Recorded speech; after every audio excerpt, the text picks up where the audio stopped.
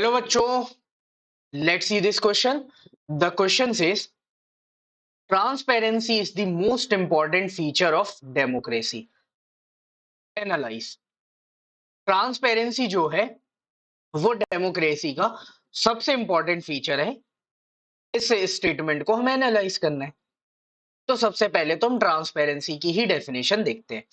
तो the answer is the right and means of citizens to examine the process of decision making is known as transparency. It ensures that decisions will be taken on the basis of established norms and procedure. Absence of transparency leads to increase in corruption, inefficient decisions and slow decision making. मतलब क्या हुआ? तो देखो हमारे पास जो भी means या rights available है जिससे सिटीजन पता लगा सके कि भाई सरकारें जो भी डिसीजंस ले रही हैं, जो डिसीजन मेकिंग की जो प्रोसेस है वो सही तरीके से हो रही है या नहीं हो रही है। एग्जाम्पल के लिए हमारे रिप्रेजेंटेटिव सर कहाँ बैठते हैं? तो हमारे रिप्रेजेंटेटिव होते हैं लोकसभा में। लोकसभा में जो भी डिबेट्स चलती हैं उनका होता है लाइव टेलीकास्ट। ठीक है, सारी डिबेट का किया जाता है लाइव टेलीकास्ट।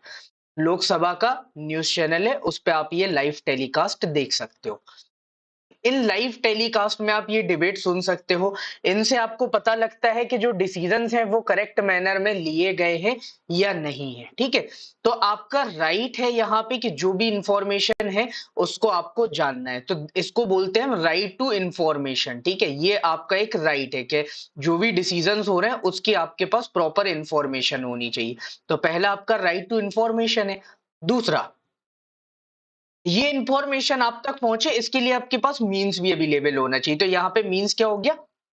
तो ये न्यूज चैनल। ठीक है, न्यूज चैनल जहां पर ये टेलीकास्ट किया जा रहा है। ठीक है, ओपनली ये टेलीकास्ट किया जा रहा है जो फ्री ऑफ कॉस्ट सब देख सकते हैं। तो मतलब ट्रांसपेरेंट मैनर में गवर्नमेंट डिसीजन ले रही है। अब इससे हमें फायदा क्या होता है? तो गवर्नमेंट जो भी रूल्स और प्रोसीजर्स एस्टेब्लिश किए गए हैं क्या उनके अकॉर्डिंग डिसीजन ले रही है या नहीं ले रही है, ये हमें पता लगता है। ठीक है, जैसे लोकसभा में अगर कोई भी आपको बिल पास कराना है, ठीक है, लोकसभा में अगर आपको कोई भी बिल पास कराना है तो उसका प्रोसीजर क्या होता है? जैसे सपोज हम लोकसभा में बिल लेके आए, तो सबसे पहले उसको लोकसभा में इंट्रोड्यूस किया जाएगा। लोकसभा में जितने भी मेंबर्स हैं वो उस पर वोटिंग करते हैं। वोटिंग के बाद अगर बिल लोकसभा से पास हो जाता है, मतलब मैक्सिमम मेंबर अगर उसके फेवर में वोट कर रहे हैं, ठीक है, मैक्सिमम जो वोट्स हैं अगर वो फेवर में, मैक्सिमम वोट्स इन फेवर, तो मतलब वो बिल यहाँ पे पास हो गया। ठीक है, अब वो बिल पास हुआ तो देन वो बिल मूव करेगा राज्यसभा।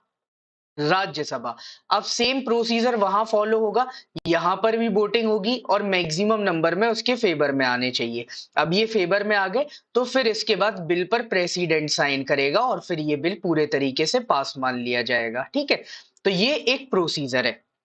अब अगर लाइव टेलीकास्ट नहीं होता है, पब्लिक को ये पता ना हो, तो फिर तो आप ऐसा कर सकते हो कि आपने केवल लोकसभा में वोटिंग कराई और डायरेक्ट प्रेसिडेंट से साइन करा लिया, राज्यसभा में कराया ही नहीं, है ना? तो नॉर्म्स और प्रोसीजर फॉलो हो रहे हैं या नहीं हो रहे हैं, ये हमें कैसे पता लगता है? तो ट्रांसपेरेंसी के जो मीन्स हमारे पास अवेलेबल हैं उनसे। तो ट्रांसपेरेंसी होने से क्या फायदा होता है? हमें ये पता लगता है कि डिसीजन मेकिंग जो प्रोसेस है वो एस्टेब्लिश्ड नॉर्म्स या प्रोसीजर के अकॉर्डिंग हो रही है नहीं हो रही है। अब ट्रांसपेरेंसी अगर नहीं होगी तो क्या होगा? फिर तो कोई भी पैसे लेके डिसीजंस कर देगा ना, जैसे गवर्नमेंट ऑफिसेज होते हैं। तो अगर आपने वहां पे पैसा दिया किसी को और उसने आपका काम कर दिया, जैसे मान के चलो एक रोड बननी है, ठीक है, एक रोड बननी है। रोड के लिए अलग अलग कॉन्ट्रैक्टर से टेंडर्स मंगाए गए हैं कि आप टेंडर्स लेके आओ कौन कितने में रोड बनाएगा। अब यहाँ पे गवर्नमेंट को सबसे कम अमाउंट का टेंडर चाहिए।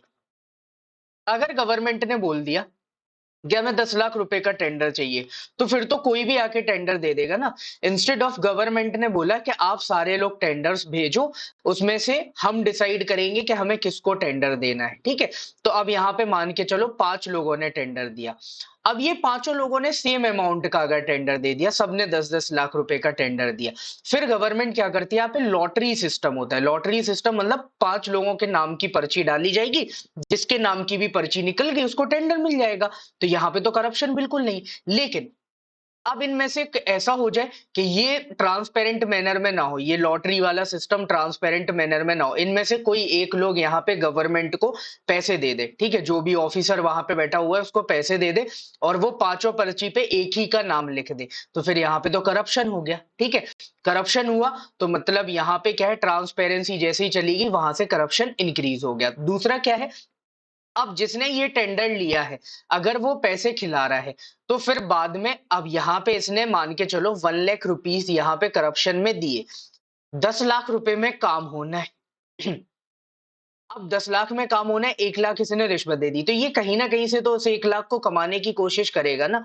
तो फिर ये क्या करेगा, मटेरियल लो क्वालिटी का यूज़ करेगा। मटेरियल लो क्वालिटी का यूज़ करेगा तो इसके जो डिसीजंस हैं, वो खराब होंगे, वहाँ पे रोड खराब बनेगा। और फिर डिसीजन मेकिंग जो प्रोसेस होती है, वो भी टाइम कंज्यूमिंग हो जाती है, जब भी ट्रांसपेरेंसी नहीं होती। तो अगर ट्रांसपेरेंसी एब्सेंट है, तो ये सारे प्रॉब्लम्स हो सकते हैं। इसीलिए हम बोलते हैं कि एक डेमोक्रेसी में ट्रांसपेरेंसी बहुत ही ज़्यादा ज़रूरी है। डेमोक्रेसी का ये इम्पोर्टेंट फीचर है। तो it will be your final answer. Hope you understood it well. Best of luck. Thank you.